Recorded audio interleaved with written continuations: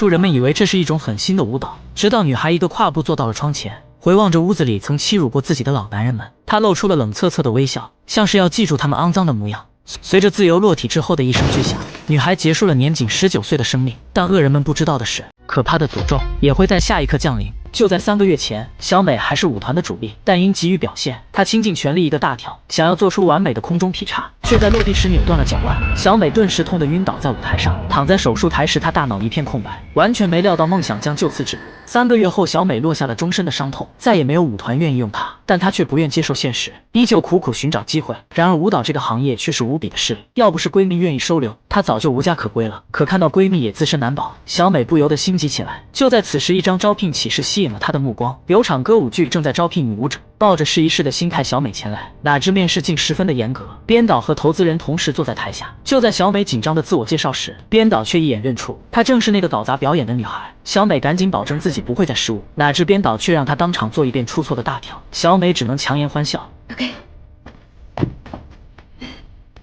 Again。第2次脚腕已传来钻心的疼痛，在尽力掩饰下，这才勉强过关。可对方似乎跟她杠上了。于是他跳了一次又一次，直到伤脚完全暴露，编导这才一脸讥笑的离开。正当小美心灰意冷的时候，后面的投资人却给了她一次机会。怎料他给出的机会，竟是让小美模仿一下猪仔如何摆尾巴。面对这羞辱的要求，小美直接一口拒绝。下台后，她心情十分的低落，一下子吃了3片止疼药。当看见投资人强哥离去的身影，她不死心的跟了上去，想看看能不能再争取一下。很快，她跟着强哥走进一家公寓大楼，却被大厅的门卫拦了下来。就在她想要编个理由混进去的时候，刚才服用的药物开始发作。小美只能跌跌撞撞地走了出来，幸好在即将晕倒之时，门口一对老夫妻扶住了她。看小美有些神志不清，便好心将她带回了家休息。等到第2天，她一觉醒来，才发现自己在强哥所在的大楼里。原来昨天救助她的老两口正是大楼的住户。小美本打算感谢完就走，怎料老两口热情地招呼她一起吃早餐，盛情难却下，小美只能坐了下来。接下来的交谈中，老两口说自己和强哥关系不错，也许能帮她美言几句。就在小美深感幸运的时候，不料更大的幸运即将出现。之后，老两口将她领到了另一个屋子参观。她本以为对方只是在炫耀财富，没想到接下来梅姨却说，如果她愿意可以免费住下来，这让小美感到难以置信。萍水相逢下，他们为何对自己这么好？可老两口解释说自己不差钱，平时就喜欢帮助别人，曾经他们就收留过一个女孩渡过难关。听到这里的小美想到正好能减轻闺蜜的负担，说不定还能有机会接近强哥，犹豫了一下便接受了帮助。很快小美就打包了行李，从闺蜜家搬进了大楼。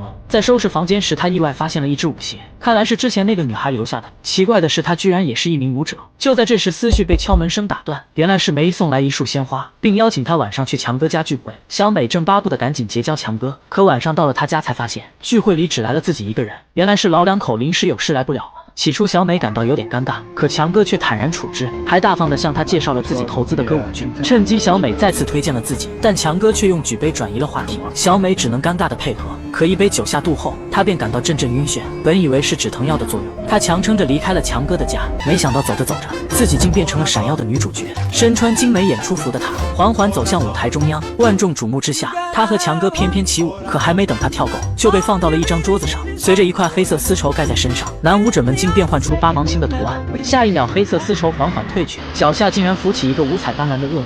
小美被吓醒，原来刚才只是一个光怪陆离的梦。她这才发现自己躺在强哥的床上，看来是昨天醉酒下发生了一夜情。就在小美头晕脑胀之时，强哥却催她赶紧准备上班。原来他已被录用了，小美不由得喜出望外。对于这个来之不易的机会，她十分的珍惜，想要尽快赶上别人的进度。可因为脚伤，却老是慢了半拍，还遭来了女主角的嫌弃，说她拖累了整个舞团的水平，并讥讽她靠跟老板睡觉上位。小美想要反驳，却觉得理亏，只能打碎牙齿往肚里吞。就在上厕所的时候，她突然发现身上出现了奇怪的红斑，这让糟糕的心情更加雪上加霜。等拖着疲惫的身体回到家时，梅姨却让她来自己的房间坐坐。小美只能强打精神前往，这才发现梅姨的好朋友拿来一瓶药膏，说是治疗脚扭伤有奇效。虽然小美顺从的让她涂在了自己的脚腕上，但内心却压根不相信这类偏方。当晚伴随着腹部异样的感觉，她又被噩梦惊醒了。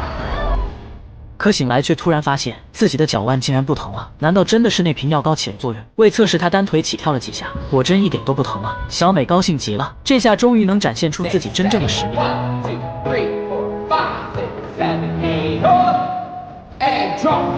很快她的表现就得到了导演的赏识，小美终于又活了过来。领到工资的第一时间，她送了闺蜜那条心心念念的丝巾，来报答对方对自己的支持。看到闺蜜高兴的翩翩起舞，她也穿上貂皮大衣加入了狂欢。而这件大衣正是由老两口送的。原来就在2个小时前，她带闺蜜参加了大楼的化妆舞会，看到其他人都在盯着自己，小美多少感觉有点不自在。可下一秒，她却收到了个大大的惊喜，老两口竟然送她了一件昂贵的貂皮大衣。她顿时感觉受宠若惊，也不知道为何会得到这样贵重的礼物。也许是老两口真把她当成了自己的女儿。可就在她对着镜子臭美的时候，无意间一低头，小美以为是自己喝多出现了幻觉，可等闺蜜离开后，她却突然感到一阵恶心，忍不住去马桶上呕吐了半天。白天去梅姨介绍的医生那边一检查，才发现自己竟然意外怀孕了。小美第一时间告诉了闺蜜，却没敢告诉强哥，只因害怕她让自己退出演出。眼看小美对未来忧心忡忡，闺蜜十分心疼，便告诉她有个地方可以处理掉孩子。哪知还没等她考虑好，老两口就从医生那里得知她已怀孕，这让小美很生气，因为医生竟然泄露了自己的隐私。当听到他俩还想要一起去产检，小美更加受不了了，表示明天就要去打掉孩子，因为现在的自己根本没条件养育。本以为能让两人就此打住，然而接下来他俩却将小美带到一个房间，中央摆着一张老式的婴儿床。原来他俩多年以来一直想要的孩子，却始终未能如愿，因此他们希望小美将孩子留下，并开出了让她无法拒绝的条件。I know what you want. You want your name up in big, flashy lights. Starry. Showbiz is about relationships. Let us take care of things. What do you say? 被说中野心的小美动摇了，仅仅犹豫了片刻，她便允诺了这个交易。可从此以后，小美便每晚噩梦连连，经常她会梦到一群人围着自己进行某种邪恶的仪式。小美被吓得睡不着，便来到厨房找吃的，却意外发现橱柜下方有个矮小的暗门。她好奇地推开后，发现暗门通向一个陌生的房间，吸引的小美走了进去。桌子上有本鲜红的书籍，她随手这么一翻，竟看见里面有个恶魔画像，和她梦见的那个一模一样。小美不禁感到后背发凉，开始意识到自己的梦可能不仅仅是梦，于是她把书偷偷带回了房间，等有空再慢慢研究。目前她还得全力以赴应对排练，眼看离正式演出越来越近，女主角更是一天天的嚣张起来。作为小配角的他们只能敢怒不敢言。可突然间，女主一个趔趄，居然无缘无故的扭伤了脚腕，还没等众人反应过来，她便一头栽倒在地上，并以一种诡异的姿势开始抽筋，表情更是十分的痛苦。当天下午，舞团就召开紧急会议，要选拔新的女主角弥补空缺。没想到这个好事竟落在了小美的头上，她简直都惊呆了。 Floor is yours. If you want it. I want it. 终于等到了梦寐以求的机会，为了更贴近角色的造型，她剪掉了留了多年的长发，这下比原来更加俏丽了，甚至开始有了明星的风采。当看到剧院门前大大的演出海报，小美内心更是十分的激动。到了演出的当天，她拿出了100%的状态。 Flushed with the dream that the heart makes bold, drunk with the thirst for the glittering gold. Dark spells arise, smite the longing eyes that they never may gaze on the glittering prize.